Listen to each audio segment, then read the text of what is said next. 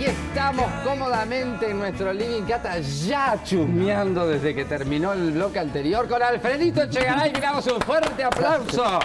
Gracias por venir, tiré todo. Que yo le digo ciudadano como del mundo porque es verdad, es un hombre que ha tratado de acercar las fronteras del mundo, no solo de adentro hacia afuera, sino de afuera hacia adentro. Has hecho algo como muy bilateral, ¿viste? Los dos caminos has recorrido. Me he escapado de Punta del Este para venirlos a ver con la cantidad de autos que tiene Montevideo. ¡Qué divino! El mundo es cada vez uno solo porque hay una interacción cultural que yo lo llamo ósmosis, y eso produce cosas buenas y cosas malas. Tiene el conocimiento de cómo hacer buen vino o buena pizza en cualquier lugar del mundo y produce la emigración o inmigración brutal porque la gente que tiene problemas en sus países de orígenes ve la calidad de vida de otros lugares y se tiran como salvajemente. Las hormigas mueren unas encima de las otras cruzando arroyos. Total. Y es un horror lo que está pasando en el Mediterráneo. Pero por otro lado, lo positivo es que tenés acceso a lo cultural y puedes tú, desde tu país, influenciar con tu arte o a su vez recibir cosas magníficas que llegan de otras partes del mundo. Hay que ver la parte positiva. No es de ahora, hay muchos personajes a lo largo de la historia como Carlitos Gardel que decía: un artista es donde escucha los aplausos. Es interesante porque decía, un artista no tiene nacionalidad, pero finalmente cuando lo presionaban decía nacido en Tacuarembó Oriental, decía, que está en las entrevistas. Obviamente. Alfredito, motivó, ahora vamos a hablar de todo un montón de cosas, pero motivó esto los 110 años de Punta del Este y sos parte de Punta del Este y de toda esa movida. Es más, yo creo que empezaste a ser embajador de este país antes de que existiera el Ministerio de Turismo. Bueno, durante muchos años recibía periodistas a los cuales le proporcionaba canjes de transporte, alojamiento, comidas e información. Incluso teníamos redactores y cameraman, que ahora son algunos bastante conocidos de algunos diarios o canales de televisión. Era un equipo de 20 personas. Trabajamos empezando la mañana con clases de gimnasia.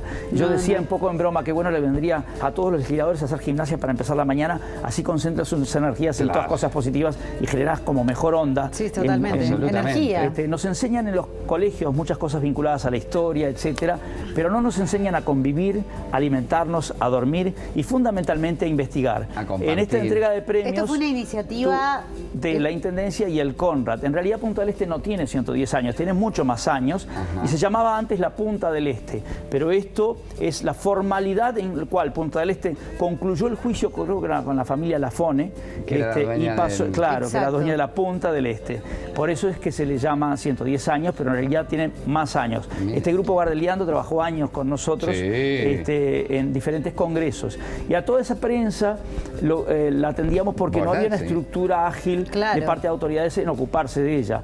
Mucha regional, pero también de todas partes del mundo. Pero que del Estado no se encargaba nadie de ese tipo de cosas. El problema es que a veces, cuando tenés estructuras costosas y de mucha gente, nadie sabe quién es que se tiene que ocupar. Cuando toma la decisión, ese grupo de prensa ya se fue y está en otro país. Pero bueno, sí hemos tenido algunas veces apoyos de algún ministerio, de alguna intendencia, para lograr solucionar.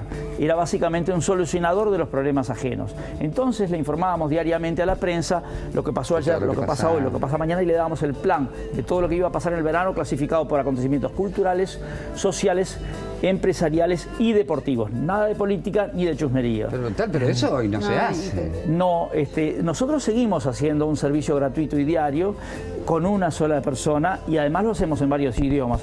Nosotros tenemos una nota que sintetiza lo que es vivir Punta del Este, porque lo más importante es que se logre consolidar la facturación de todo el año para que los comerciantes no tengan ese peso de solo facturar en el febrero.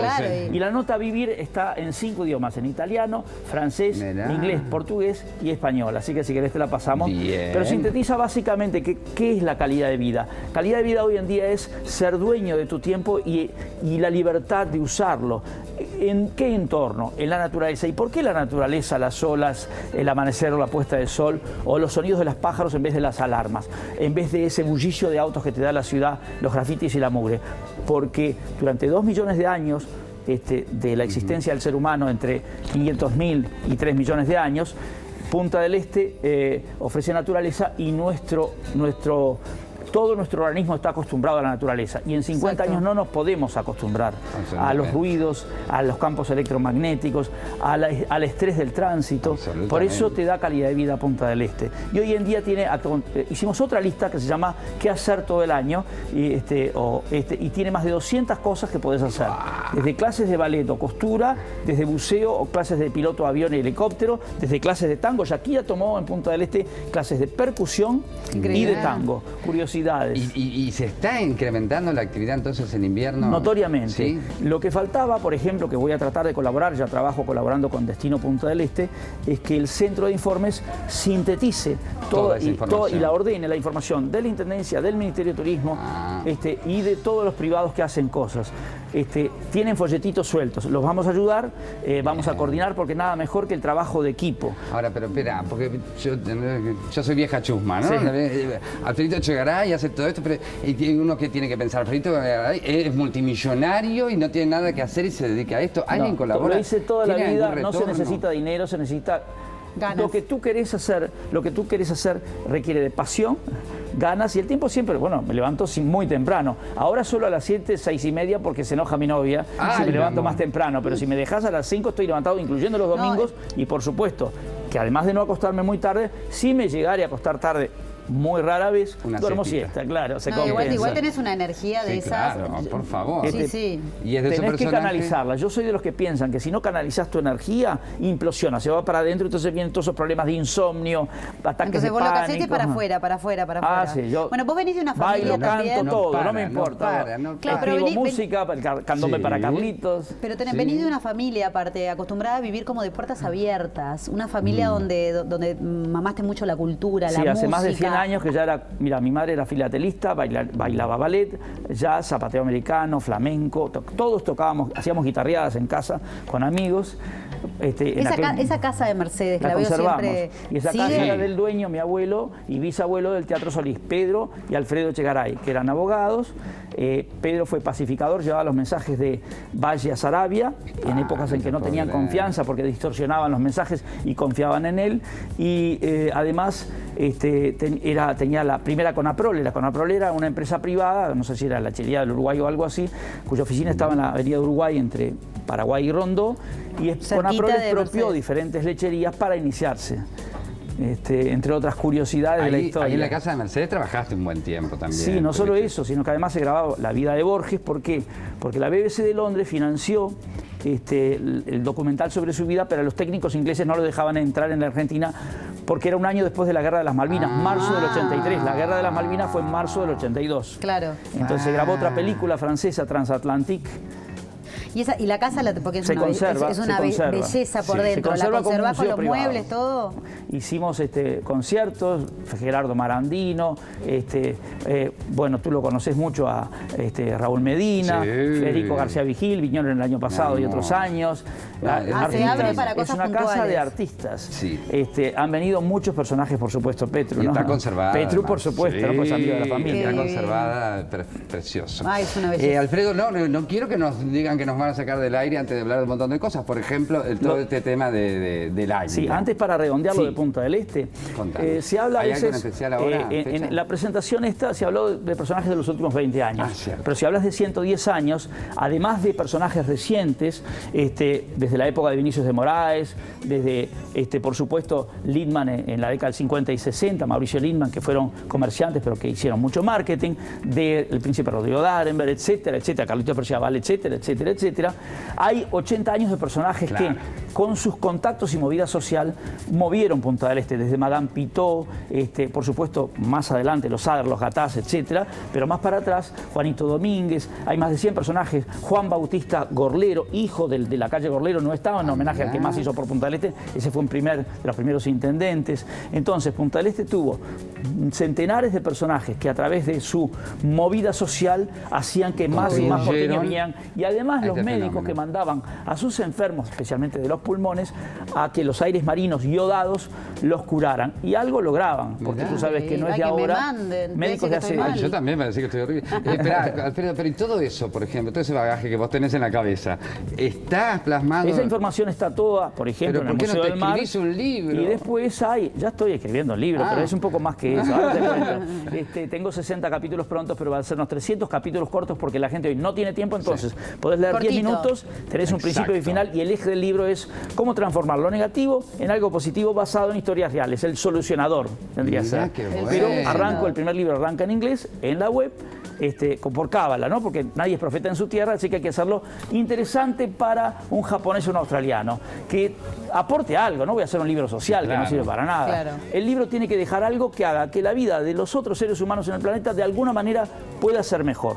Porque me han propuesto hacer libros de historias de fotos, ¿para qué? Eso no aporta nada. Y tiene que estar basado en filosofía de vida, porque así me gusta, dejar algo que aporte. Yo analizo mucho y leo los viejos filósofos, Sócrates, Platón, y me gusta cambiar las frases. Por ejemplo, Antonio Machado dice, como canta Serrat, caminante no hay camino, se hace camino al andar. Y yo no lo comparto. Digo, caminante hay muchos caminos y se eligen al andar. Vivir se debe la vida de tal suerte que viva quede en la muerte. No, vivir se debe la vida de tal suerte que viva quede en la vida. Y así me encanta cambiar las viejas, porque cada uno en realidad debe encontrar su propio camino. Mi filosofía no es una verdad, porque ¿cuál es la verdad? La verdad no es un destino, se aprende todos los días. La capacidad que deben tener los profesores de hoy es permanentemente actualizarse para transmitir a los chicos la capacidad de autosuperarse, la actitud, el investigar y aprender, el poner todo en duda, y fundamentalmente el contenido de la enseñanza. Es una teoría que no tienen por qué compartir, no impongo nada, pero por lo menos pongo el tema en el tapete. Tiene que estar directamente vinculado al mercado laboral. Y otra cosa más te tiro, que si tenés un niño que a los 5 años es medio Pavarotti, otro que es medio pianista, y otro que es Suárez, no lo hagas cantar a Suárez, ni lo hagas jugar al fútbol a Pavarotti. O sea, tiene que haber una canalización, luego, lógicamente, con corrección durante el camino, hacia la vocación que ya la tienen los chicos. Hay chicos que a los 5 años, yo me pasaba dibujando a los 5 años. Ayer,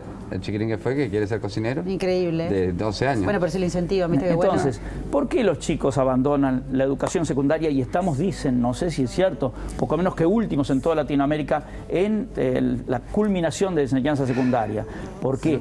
Porque es aburrida, porque es antigua y porque no ven que el potencial de cada uno tenga que ver con su motivación o con un ingreso para tener el justo nivel de vida en su propio país, que nada mejor que la gente pueda soñar con sus proyectos en su propio país. Claro, eso es. Así que el capital está acá, de un pueblo. Entonces, esa es la revolución que tiene que haber en Uruguay, la educación. Pero tenés que escribir un libro sobre Punta del Este y contar toda esta historia. No, pero hay muchos. Fisher, Cairo, Polo Rizzo, mi hermano Pablo del Museo del Mar. Hay mucha gente que sabe mucho. Es divino, es divino. Pero yo no me quería... no cerrar sin hablar del tema del águila. Bueno, el águila. ¿Qué pasa con el águila? Bueno, hay que hacer un poco una historia corta. En primer lugar, el águila que estaba dormida en un cajón la despertó el diputado Gandini cuando le van a pedir a las comisiones del Parlamento rubros, presupuestos, como es normal que todos pidan. Entonces le dice, señor ministro, que es este ministro más técnico y más pragmático, tienen un águila metida en un cajón. Que vale millones. El Estado cobra el 50% del bruto. Estaría además cumpliendo con un contrato basado en la ley y además se exhibe en ámbitos académicos, en museos y no metida en un cajón, que es parte de la historia. Primera gran batalla de la Segunda Guerra Mundial, donde 3 acorazados, Aquiles, etcétera, y Ajax, en realidad uno era neozelandés, se enfrentan a este acorazado de bolsillo que era parte del Tratado de Versalles. No le dejaban hacer a Alemania después de la Primera Guerra, grandes acorazados de 30.000 toneladas, y esto que supuestamente tenía 10.000 toneladas tenía alta tecnología, motores diésel, simbulones, una especie de sistema de telémetros para invocar los cañonazos a 30 kilómetros, alta velocidad, purificación del combustible y un sistema primitivo pero avanzado para la época de radar. Entonces, hubo una batalla diplomática. Alemania compró, el ciudadano uruguayo Julio Vega Helguera compró a Alemania al embajador Otto Langmann, el Graf P. Hubo una gran batalla de espionaje, intervenía Millington Drake, y ese uruguayo era contratado por el servicio de inteligencia inglés. Y luego en la década del 70 Uruguay emite una ley, le avisa a todas las embajadas, le dicen, si hay algún barco pueden recuperarlo, pero tienen que declararlo. Todas las embajadas desestimaron esa opción. A partir de esa ley Uruguay empieza a hacer contratos con particulares. Por ese motivo se rescató Nuestra Señora de la Luz, hundido en 1752, mal llamado el Preciado. Sí, con esos objetos de oro y objetos se construyó el Liceo de la Luz en San Carlos, y no hubo objeción de España porque además en el caso de los galeones españoles el tratado de 1870 para protegerlos en la enorme invasión positiva, por supuesto, de españoles como emigrantes que llegaban como inmigrantes acá, le daba casi el mismo derecho, estatus que un uruguayo, pero España otorgó digamos, la propiedad de todos sus naufragios a Uruguay. Por eso no hubo problema en el remate de Sotheby's. Increíble. Bueno, tú sabes que hay un águila muy similar en Londres, en el Royal Imperial War Museum de Londres, y en el segundo piso está el águila que es rusa, que se la sacaron a la Cancillería alemana al terminar la Segunda Guerra Mundial, y al lado está en el tercer y cuarto piso el Museo del Holocausto, por ejemplo, porque la historia debe recordarse. De hecho, en la comunidad judía, la Shoah es la memoria, es el recordar para no repetir errores. Y tú sabías que la esvástica, además de haber sido de la civilización y cultura y religión de la India, de los budistas, fue judía. En la sinagoga Ein Gedi en Israel hay esvásticas en los mosaicos. Y estamos hablando de 3.000 y 4.000 años antes de Cristo. Fue un símbolo vinculado a la vida interior, al sol, a la paz, a la bondad, y lo transformaron en maligno el periodo nazi a principios de la década del 20. Es que no era ningún bobo, eligió todo bien estudiado y pensado las cosas del nazismo. Claro. Y tenía más de, por lo menos unas 20 versiones diferentes de formatos. Tenía. Veía varias. La esvástica fue también de escuadrones norteamericanos, los suecos. No hay civilización que no la haya utilizado la también llamada cruz gamada, ¿no? Pero en síntesis, en este caso, yo empecé en la década del 80 estudiando documentos en el Archivo de Indias, en Sevilla. Son 40.000 legajos atados. Tuve problemas de espalda, tuve que ir al médico. Porque tenía que estar parado con documentos altos porque sentado me quedaban altos así. ¿Tipo el nombre del arroz? Conseguí permiso para tocar esos documentos tan antiguos con respeto. 17.000 legajos en Simancas y Valladolid, Museo Naval de Madrid, tengo todos los permisos de la época de los carnets. Yo era flaquito, igual me venía dolor de espalda de tanto que estaba ahí parado. 10 años llevó el permiso del Graf P. Algunos de los buzos que tenían participación como vado fallecieron. Se nos va la vida y Uruguay va lento y despacio. Bueno, pero eso te iba a decir, vos me estás hablando de tantos años atrás y todavía no se ha podido hacer. Hace 11 años que se rescató el águila, pero estamos hablando de más de 30 años de trabajo en proyectos subacuáticos a riesgo puro. No hay dinero de la luna. Yo vendí muchas propiedades, producto de mi trabajo de toda la vida, para financiar $15.000 el alquiler un día del pontón y $3.000 del Banco Seguros por un día de la grúa, de un segundo seguro que me exigieron. En síntesis, por un día de trabajo agradezco nuevamente, como te mencioné, que el diputado Jorge Gandini le planteó despierten el águila, transfórmanla en recursos para el Estado. La Armada necesita las famosas lanchas OPV o Offshore Patrol Vessel para controlar la nueva plataforma enorme marina, que son más rápidas, de bajo costo de mantenimiento. Necesita radares. Pero ¿y qué pasa? ¿Y en qué están? Y bueno, el ministro contestó al diputado Gandini y a los otros legisladores que sí, que primero es conveniente para el Estado, como ya lo dijo el informe técnico de la Armada, como ya lo manifestó los informes internos del Ministerio de Relaciones Exteriores, y hay que buscar una solución por consenso, o de lo contrario, si Alemania quiere exhibirla o enterrarla, puede hacer un aporte. Nuestra economía es menos del 0,01% del tamaño de la economía alemana, y tú sabes que es un derecho constitucional a recibir la justa remuneración por tus trabajos y por tus inversiones. ¿Qué pasó? ¿No? ¿Por qué quedó encerrada? ¿Por qué quedó guardada? En su momento hubo una nota que también pidió que no se exhibiera a Alemania, porque supongo por alguna reminiscencia de lo que es el pasado histórico, pero en este momento, yo creo que ya es momento, perdón la repetición de la palabra, yo creo que es la circunstancia perfecta para buscar una solución consensuada, como dicen, que contemple a todas las partes. Además, fíjate que cualquier otro que ve toda esta situación y se va a embarcar en un proyecto así, no lo hace, porque dice, y que le voy a poder sacar los frutos cuando tenga 93 años, estoy muerto. Sabes además que muchas de las piezas que nosotros vemos en museos de Grecia, de Egipto, son copias, porque los originales están en otros museos.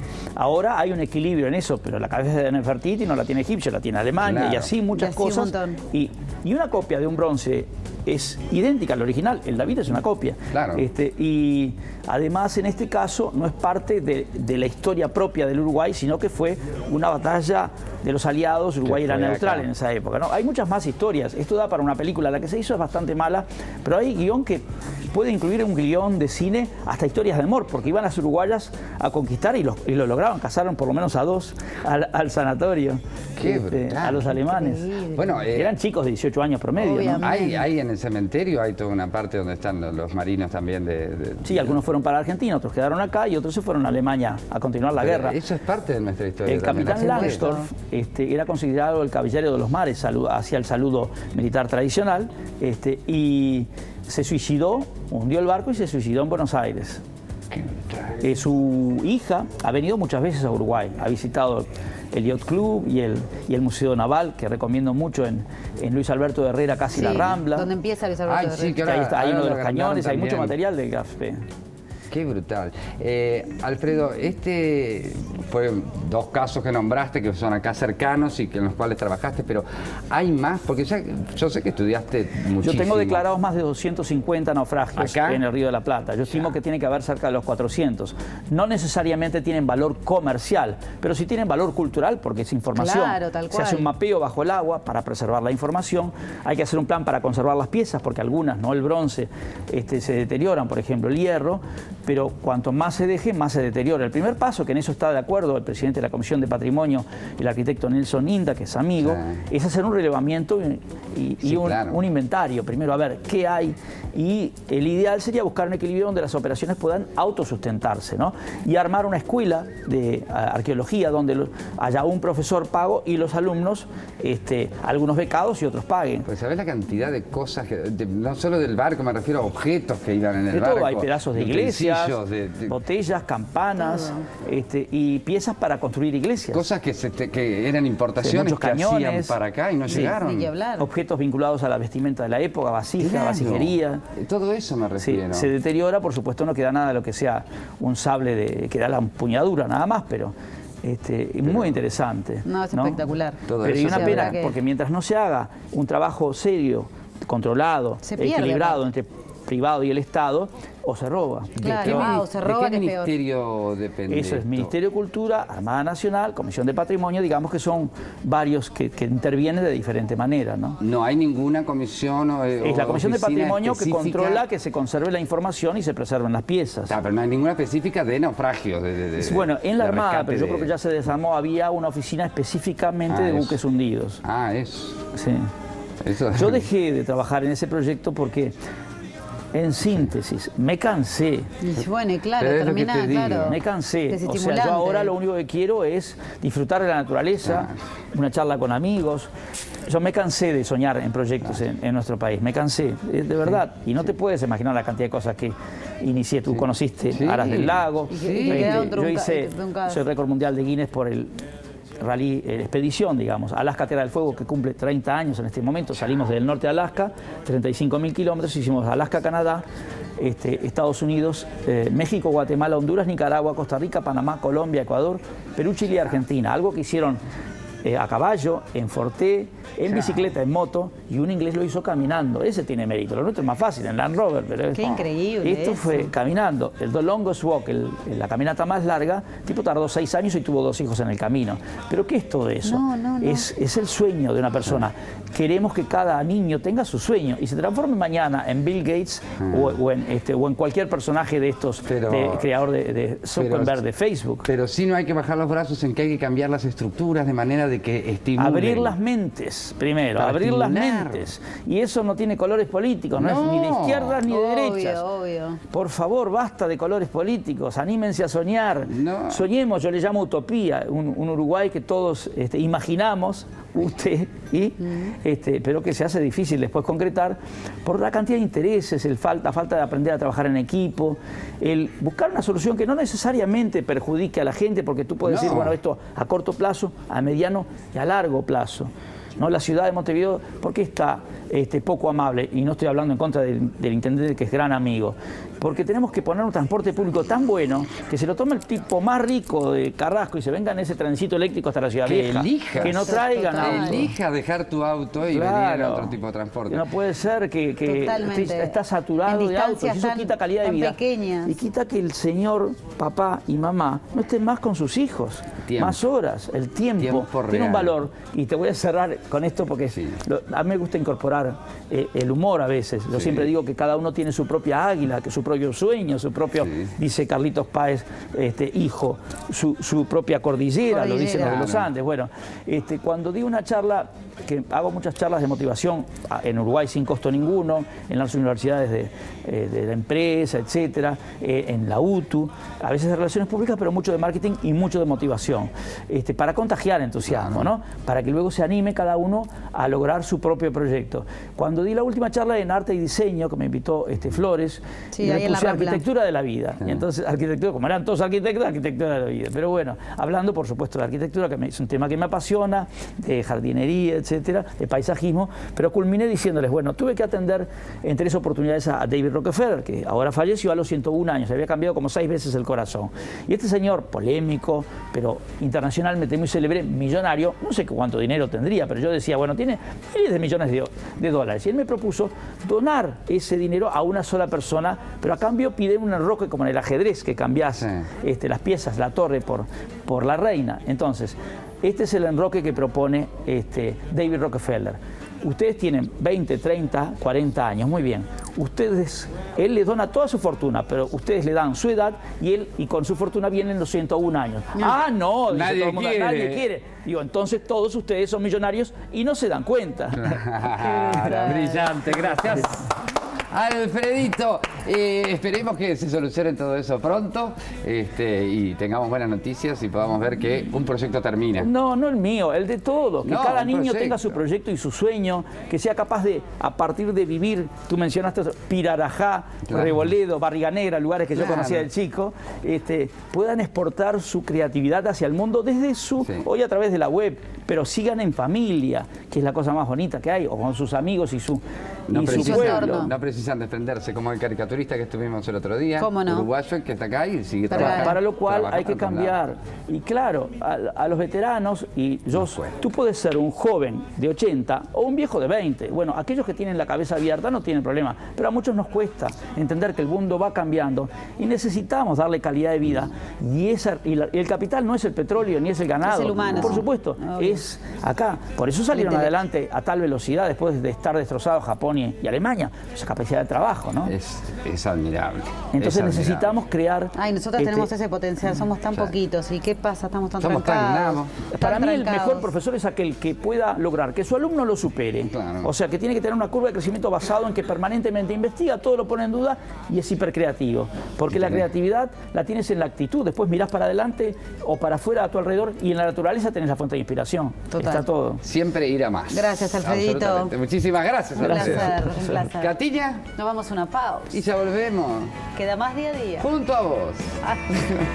Vamos otra vez.